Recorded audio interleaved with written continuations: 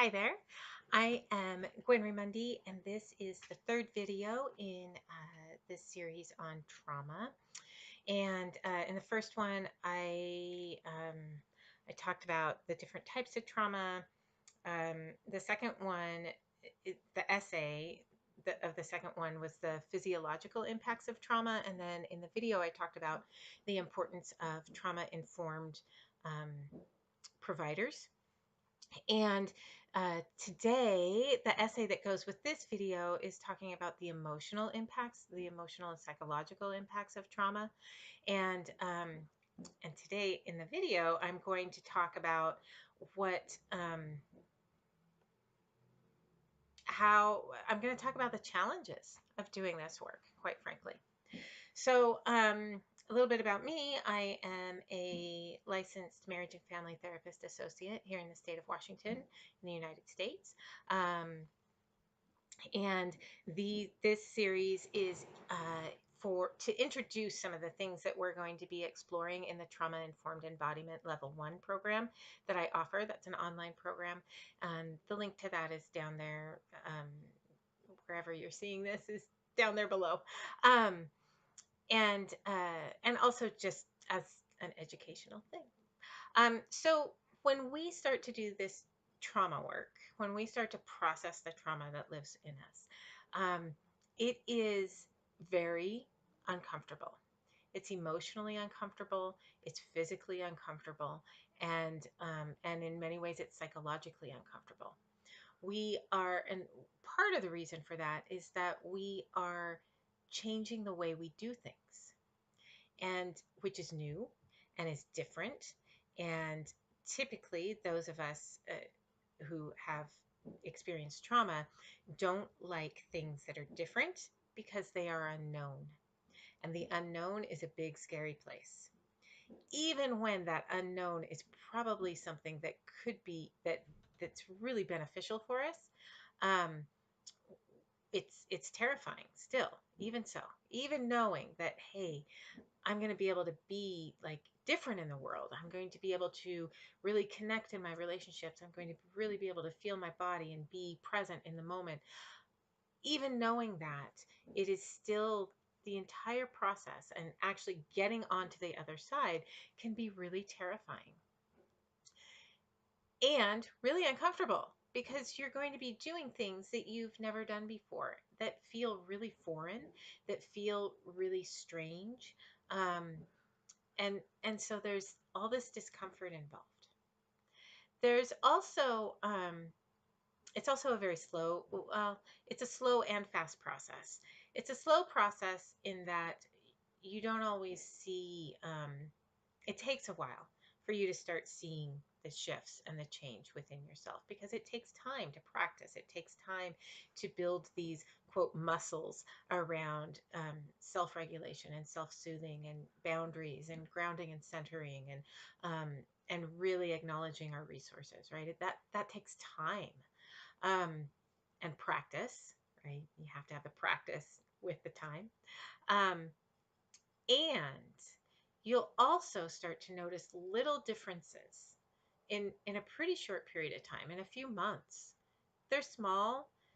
You'll probably try and tell yourself, oh, these aren't a big deal, but they can be a really big deal, um, because it's informing you of how you're being different in the world. Um,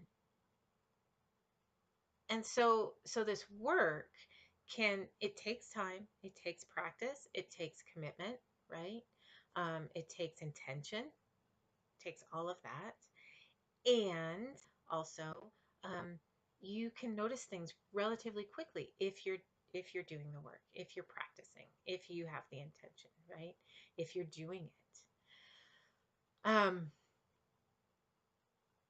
And right, and there will be that resistance and that fear of the unknown. And I don't know what it means to be, quote, healthy. I don't really like that word, but we'll use it. I don't really know what it means to be present and be enjoying the moment right now. I don't know what that is. I don't know what it means to be really connected to another human being and not have all of my shit in the way, right? I don't know what that is. That sounds so strange. And I have this idea of what it could look like and what it could feel like, but I don't know, right? And when we don't know, that's when all that, like, I can't go there, I'm not touching that, comes up.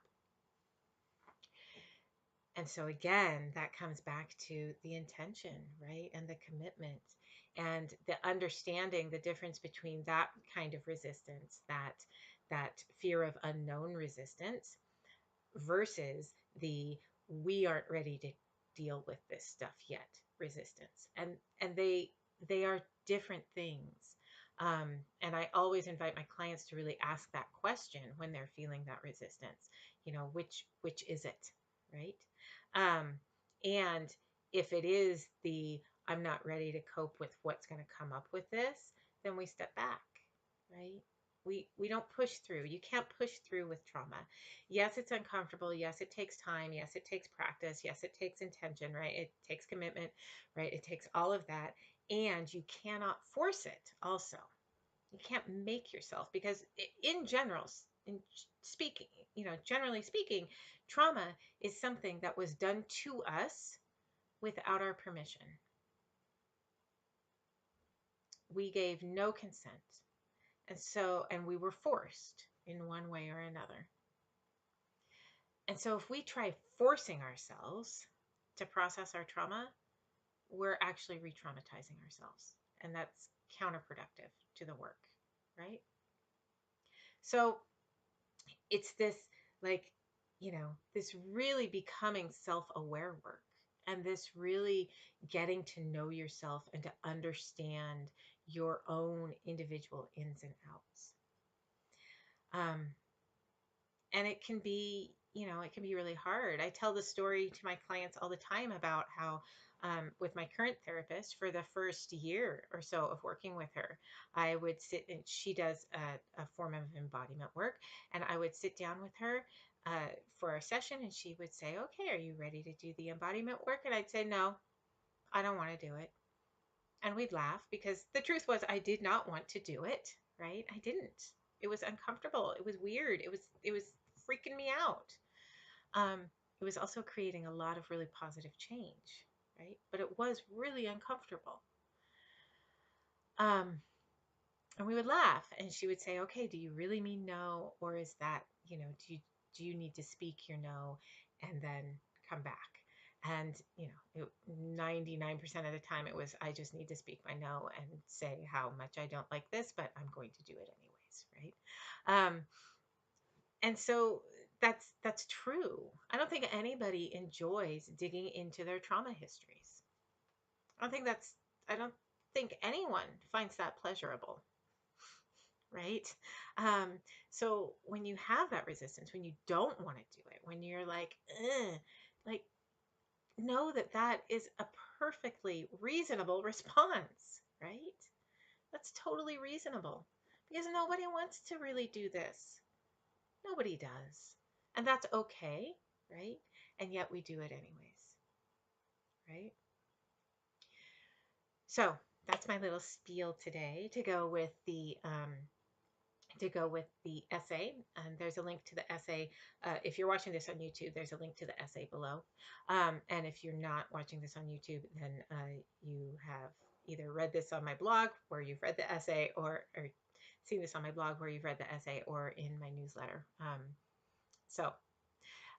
Anyways, if you have any questions about the TIE Level 1 program, or if you're interested in working with me individually, please, please, please reach out. I am happy to have a 30-minute consultation with you, which is no charge, to answer any questions you have either about the program or working with me individually, and we can go from there. Okay, I hope you have a wonderful rest of your week.